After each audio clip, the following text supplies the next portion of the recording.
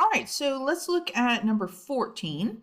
So for number 14, we have another combined inequality, but this one has an or in between. The last one that we were doing was an and because it was all combined into one. This is an or. So I'm going to work on this as two separate pieces. So to get r by itself, I'm going to subtract 4 from both sides and then divide both sides by -7. Now remember, with an inequality, if you multiply or divide by a negative, you have to reverse the inequality sign. So that's why this greater than changed to a less than.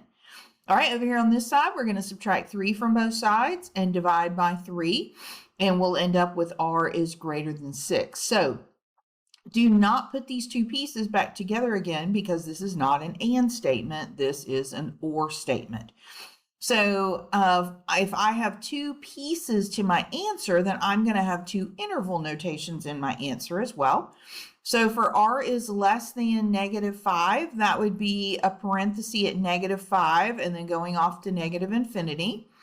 And then for r is greater than 6, that'd be parenthesis at 6 going off to positive infinity. So interval notation for this piece on the left is going to be negative infinity to -5 and parentheses for both, of course, because this was less than, and I always put a parenthesis with infinity or negative infinity. And then over here, my lowest value is 6 on the left, and my highest value is going to be infinity on the right, and then again, parentheses for both. All right, then for number 15, for 15, as soon as we hit the absolute value inequalities, that's when we have the conjunctions and the disjunctions. All right. So the one that looks like a C, so less than looks like a C, that's my conjunction. That's my and statement. And then the greater than symbol, that's the one that we could draw a line right here and make it look like a D. That's our disjunction. That's our or statement. So for this guy, remember we said you could memorize the formulas or you could use that little shortcut of copy exactly what you've got. So x over 8 is less than or equal to 2. Copy the same sign on the other side. Copy the opposite number. All right, so again, copy exactly what you've got. Copy the same sign. Copy the opposite number. We've already figured out that this is a conjunction. This is an and statement. So I'm going to leave this together and then I'm going to solve this just as if this was an equal sign right here. So first off, I want to get rid of my fractions. So I'm going to go through and use our magic trick to make all of our fractions magically disappear. We multiply by our least common denominator.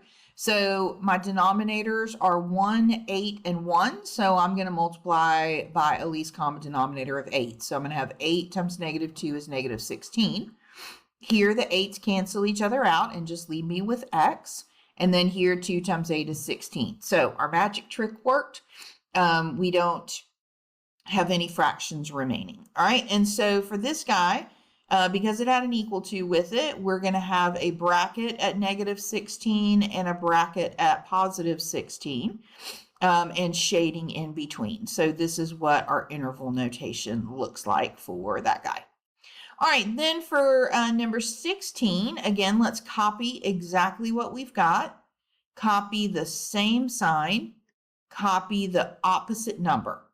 And we've already determined that this one looks like the D. This is going to be the disjunction, the or statement. So I do need to break this up into two separate pieces with or in between.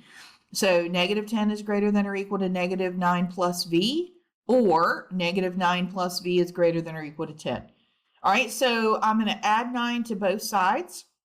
And so I'll have -1 is greater than or equal to V. If you want to have the V on the left-hand side because you like that better, that's perfectly fine. But remember that if you move the V and the -1 to the opposite sides, you also have to reverse your inequality sign. So again, you can see the little end was towards the V and the big end was towards the -1. Little end has to be towards the V, big end towards the -1. All right, then over here on this other side, let's add 9 to both sides, and we're going to have V is greater than or equal to 19. Okay, so V is less than or equal to -1. So again, when it has an equal to with it, we use a bracket. If it didn't have the equal to with it, we would use a parenthesis. And it's all the values that are less than that. All right, and then over here, greater than or equal to 19, so we have our bracket at 19 and all the values greater than that. So since we have two pieces to our graph, two pieces to our answer, we're going to have two separate pieces of our interval notation. So for this first guy over here, the lowest value is negative infinity, and it stops at -1, and again, a bracket because we were equal to. And then greater than or equal to 19, the lowest value is 19, and it goes off to positive infinity, and bracket because we were equal to. All right, then for number 17, again, I have another absolute value inequality. And so this one you can see looks like the C. This is the conjunction, the and statement. So I'm going to copy exactly what I've got, copy the same sign, and then copy the opposite number. So since this is an and statement, I'm going to leave this all together. And x was being multiplied by 3, so let's go through and let's divide by 3. So -6 divided by 3 is -2. 3x divided by 3 is just x, and 6 divided by 3 is 2. So here's our interval notation for that. Lowest value on the left, highest value on the right, and it was equal to for both of them, so brackets for both of them. Again, if it had not had the equal to with it, if it was just less than, then we would be using a parenthesis instead. And then here's what that graph looks like as well. Remember that you do not have to graph these. The graph is just there in case it helps you to construct your interval notation. All right, then for our last one here, again, I'm going to start the exact same way, copy what I've got, and then copy the same sign and copy the opposite number. All right, so this one, if we look at it, that's the one that looks like the D, the disjunction, the or statement. So I'm going to need to break this into two separate pieces. So -3 is greater than or equal to r minus 2, or r minus 2 is greater than or equal to 3. So that's what we've got right here. So let's add 2 to both sides, and we'll have -1 is greater than or equal to r. And then over here, add 2 to both sides, and we'll have r is greater than or equal to 5. All right, so bracket at 5, and then all the values greater than that. And then if you'd rather say r is less than or equal to -1, that's fine as well. So bracket at -1 and all the values less than that. So interval notation for this piece, the lowest value is negative infinity and the highest value is -1. Always a parenthesis with infinity or negative infinity, but we used a bracket with -1 because we were equal to.